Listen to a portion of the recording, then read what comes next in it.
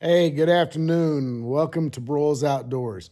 I'm doing this video alone. Melanie's not home yet, but I wanted to get this out and just talk to you a little bit about why we've not put out our videos of the Finger Lakes. We went to the Finger Lakes 4 or 5 weeks ago, and I've got a lot of videos of state parks that we've not put up yet, but we will get those out.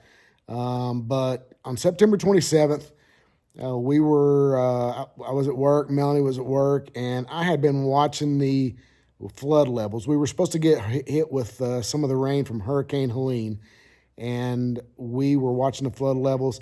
It had already rained a lot in the past 48 hours, and so we knew the ground was saturated. But on Thursday night, the river, Nolichucky River, where we live, we're about a half mile away, and just to let you know, our house was not affected. All of our families are fine, but a lot of our friends aren't. But anyway, I was looking at the weather, looking at the river map, and noticing it was 9 feet on Thursday night. They said it would crest at 15.5 on Saturday, which is normal. The record, we were in 1977, it was like 17 or 18, or maybe even a little higher, but it got out of the banks, but it was nothing crazy. 1901, it was 24 feet. Of course, I wasn't around for that, but noticed it was 9 foot on Thursday night. It's normally about 4.5 to 5 foot. So on Friday morning, when things started taking a turn for the worst, at 9:30, I sent a text to Melanie, which you'll see right here. It was at 17 feet, and it just kept rising. And so 11 o'clock, I work at a plant in Erwin that is right above Impact Plastics, and where the people, they lost like 7 people there in Erwin, and near the hospital where people were trapped on top of the hospital. We left at 11 o'clock, came home, and I got some drone footage that you'll see of the river. It was about 12 or 1 o'clock when I got that, and I don't think it had still crested at that point, but it was backing up. The bridge, Taylor Bridge, which is about a mile from my house, had already broke and came apart. So that was probably around 1 o'clock, something like that. And so everything just got sort of crazy at that point.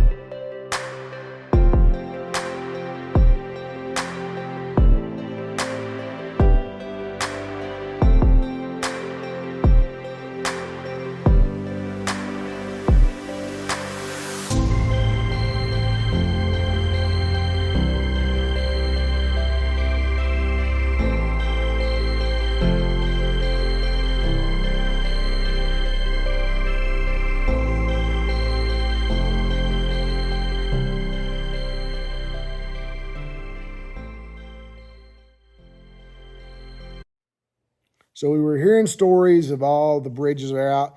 We lost internet. We lost phone service at that point, and we never got it again for another week and a half, something like that. So we had mobile hotspots set up, which I'll go into that a little later. But we had mobile hotspots set up at different places where you could get a little bit of service and do Wi-Fi calling. So we called the other side of the river the island because there were so many bridges out, people couldn't get out. And so Saturday morning, Melanie and I took a walk to the bridge that was near our house that had got taken away. All right, so this is the day after the flood. Melanie and I are walking over here to Taylor Bridge. Just if you can Just remember East Tennessee, Western North Carolina in your prayers, thoughts and prayers, because it has been a devastating 24 hours for a lot of people. Ran into a guy and his two brothers from Greenville.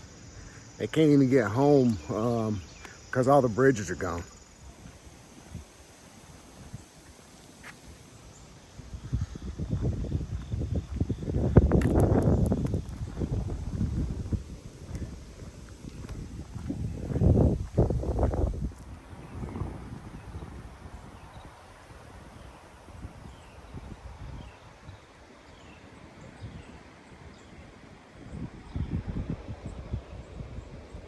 So one thing you can't tell unless you're down here, it's changed the course of the river.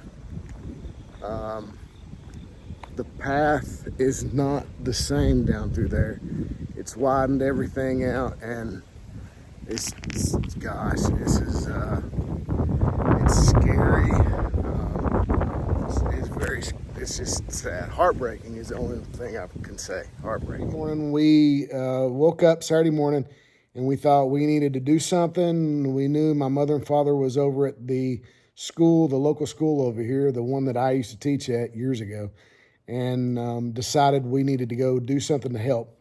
So we went over there, and a lot of our friends were over there packing up water, supplies, and they were packing those up on two private civilian helicopters. No other government help was there. It was just private civilian helicopters. A big shout out to Bracken's Paving and Tree Line Helicopters. Those guys were amazing. They flew countless flights with their own helicopters, their own gas. We were putting supplies in. They were going over, coming back as fast as they could.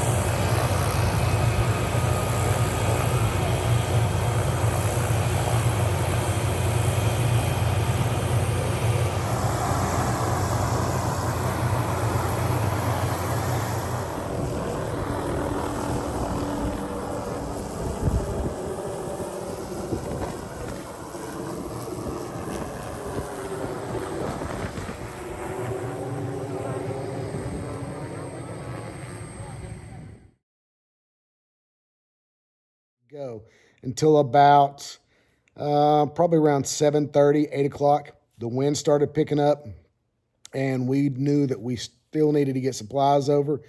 So Melanie and I, Joe Byers and his wife, we loaded up our trucks and went across the river, and luckily got a police escort across Jackson Bridge, one of the only few bridges that was still intact. There were Jackson Bridge, the Snap Bridge, and Emerville Bridge, which were still intact. Emerville Bridge had not been cleared yet, and Arnold Road had been cut in two, and they were filling rock in so you could even get up Arnold Road. So we got a police escort across, went to South Central School. They said they had enough supplies right now, so we went to Emerville Volunteer Fire Department, dropped the supplies off there. It was fairly dusk when we went, so we could not see the devastation and damage until Sunday morning. And Sunday morning, words can't describe it. If you could imagine a nuclear bomb going off, that is what it looked like. It just looked like a war zone.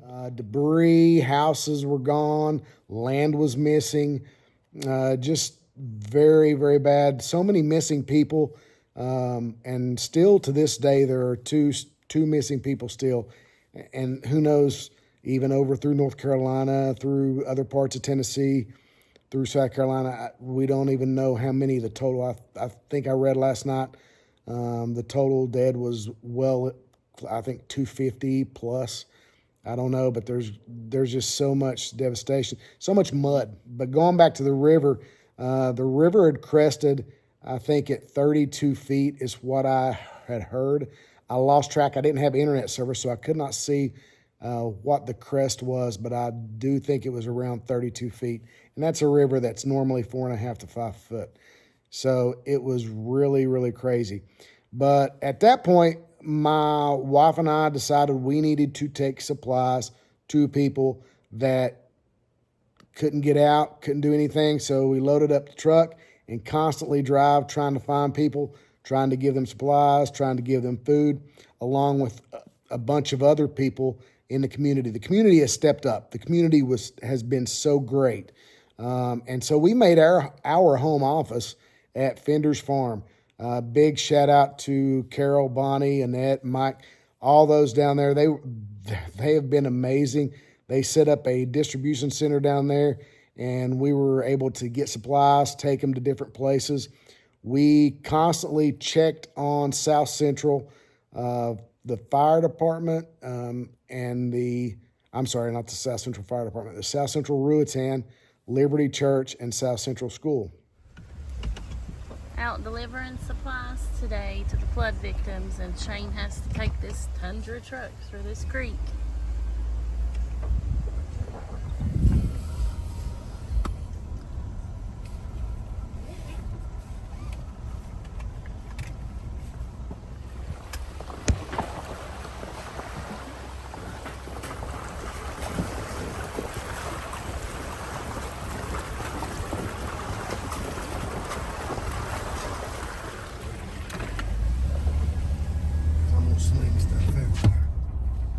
And so we continue to keep updates, see what they needed, and we could take supplies from up on our end to them if they needed it, because they were a little further away.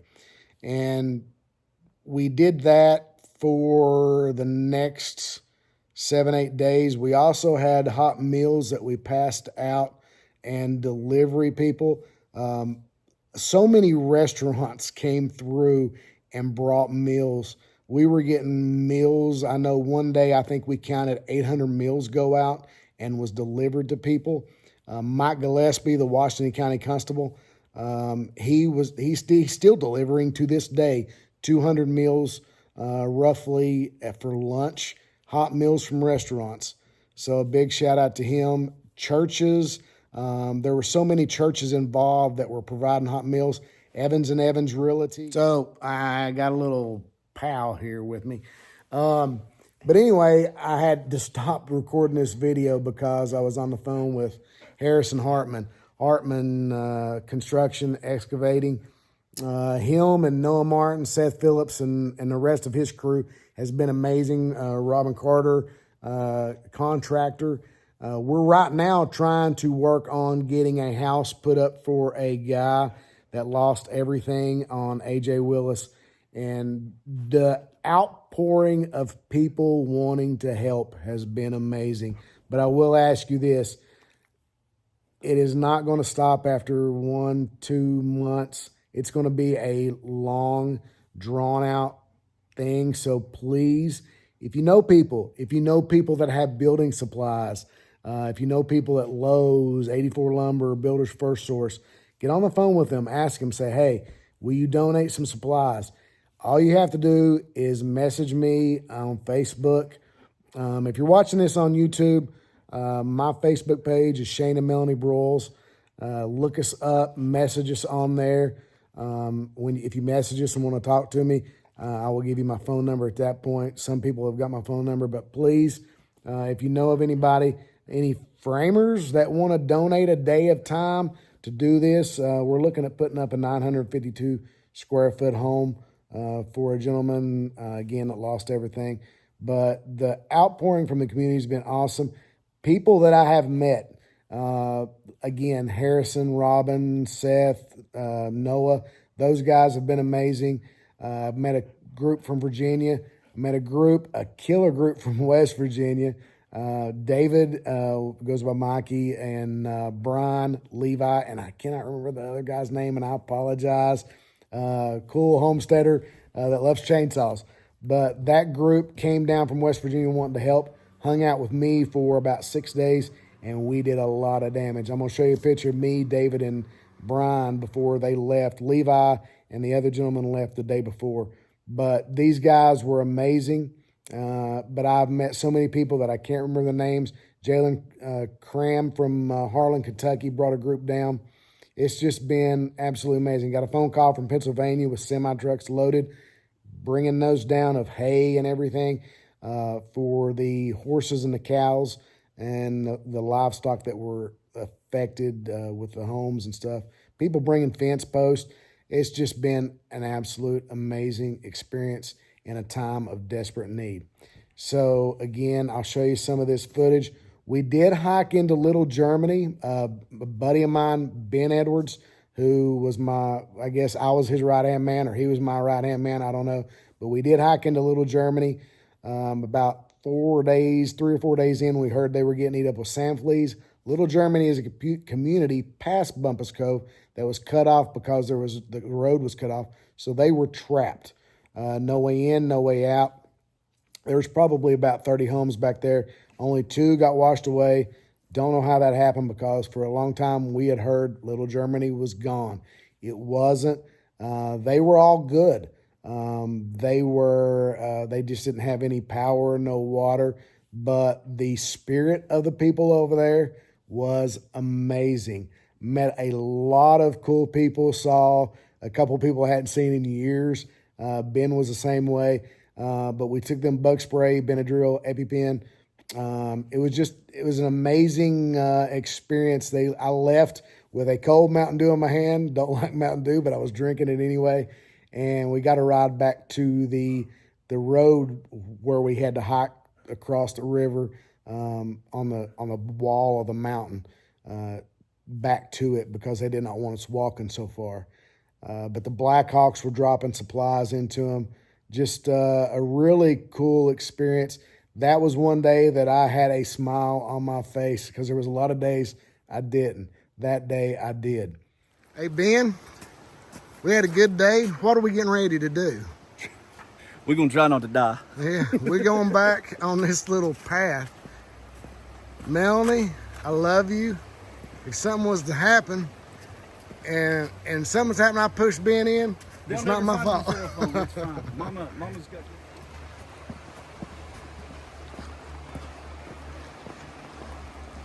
So what I'm filming here is the good section that we really don't even have to worry about.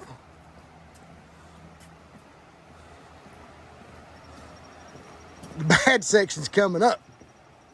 You filming all? Yeah, Ben's got on cowboy boots because he thought we was going to Yellowstone. He didn't know we was going to Little Germany.